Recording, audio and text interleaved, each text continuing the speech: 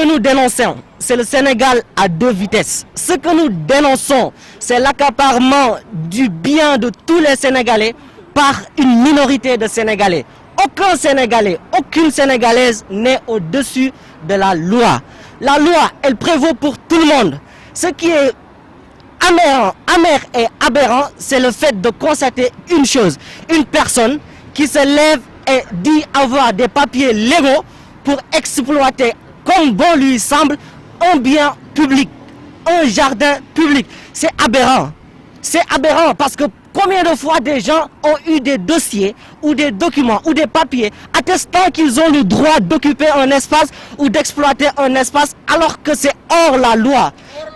Nous ne voulons pas des choses hors la loi. Nous sommes contre les choses qui sont hors la loi. Nous voulons que les Sénégalais soient tous mis au même pied et qu'ils aient tous la même chance. Cette place-là, c'est une place des Sénégalais. C'est la place des jeunes. C'est la place du Sénégalais lambda qui se lève tous les jours et se bat pour survivre dignement sans dépendre de qui que ce soit. Nous ne sommes pas en train de nous mêler dans une bataille de riches ou de richissimes. Non, nous sommes en train de défendre ce qui nous revient de droit, c'est-à-dire un jardin public pour le public sénégalais.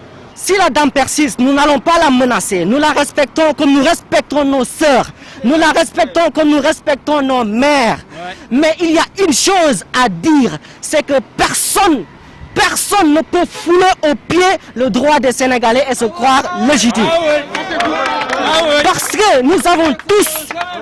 que nous avons tous besoin de ce jardin. Les étudiants ont besoin de ce jardin pour réviser. Les sportifs ont besoin de ce jardin pour pratiquer leurs activités de loisirs. Les tailleurs de pierre qui sont là avec nous ont besoin de ce jardin pour gagner leur vie.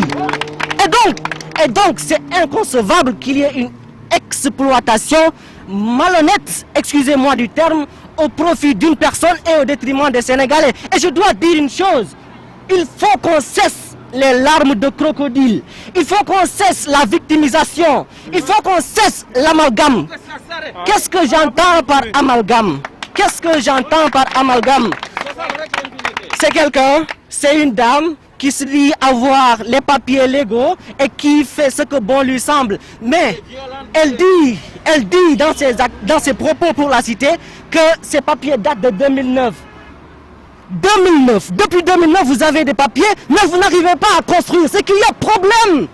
Depuis 2009, vous avez des papiers, mais vous n'arrivez pas à faire les choses comme bon vous semble. C'est parce que vous êtes dans l'illégalité. Depuis 2009, vous avez des papiers, mais vous n'arrivez pas à exploiter le terrain. Vous avez des papiers qui prouvent cette illégalité.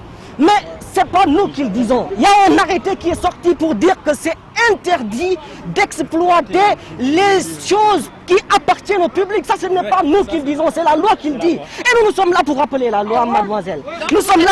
Vous êtes prêts à engager une bataille judiciaire contre En fait, nous sommes prêts à aller jusqu'au bout pour les intérêts des Sénégalais. Nous le rappelons parce qu'on croit que nous sommes mandatés par une quelconque personne. Personne ne nous a mandatés. C'est pas la première fois qu'on se tient ici et qu'on dénonce ces choses. C'est la troisième fois. Nous avions arrêté parce qu'il y avait pandémie, madame. Nous avions arrêté parce que nous sommes conscients qu'il faut respecter la loi. Et dans ce Sénégal-là, c'est ce que nous étions en train de faire. Et quand cette dame pour la nommer Madame Abindour, a pleuré, a fait des larmes, a sorti des larmes de crocodile pour se victimiser, pour accuser une personne, nous voulons dire une chose.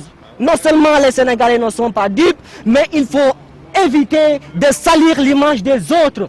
Monsieur Atepa, pour parler de lui, qui a écrit en 2013 12 propositions pour un Sénégal émergent, dont chacune des propositions permet au Sénégal d'émerger, qui n'a cessé de montrer que si nous exploitons nos ressources comme il se doit, que si nous utilisons nos ressources comme il se doit, le Sénégal sera non seulement émergent, mais développé. Nous sommes pour les Sénégalais qui aiment le Sénégal. Et si M. Atepa aime le Sénégal, nous l'aimons. Et si M. Atepa défend le Sénégal, nous le défendons. Mais ce n'est pas le cas.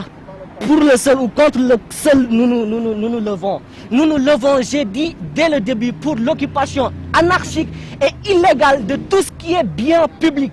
Que ce soit un jardin, que ce soit le littoral, que ce soit les phares de Mamel, où que ce soit, madame. D'accord? Et ça, c'est un cas parmi tant d'autres. Et nous pensons que c'est trop, et trop, c'est trop. Nous n'avons rien contre la dame. Nous la respectons comme nous respectons nos sœurs. Nous la respectons comme nous respectons nos mères. Mais elle n'est pas au-dessus de la loi. Et nous lui disons une chose. Attention à salir l'image des dignes Sénégalais qui travaillent dignement pour sauver le bateau sénégalais qui patauge aujourd'hui dans la corruption, dans l'accaparement illégal des terres, dans les micmacs, les magouilles. Les Sénégalais sont au même pied d'égalité. Arrêtons de se victimiser. Et c'est valable pour tout le monde, tous qui se sont anarchiquement installés ici. Et une chose, 3 endroits permettraient de ne pas s'accaparer de cette partie. D'abord, le virage.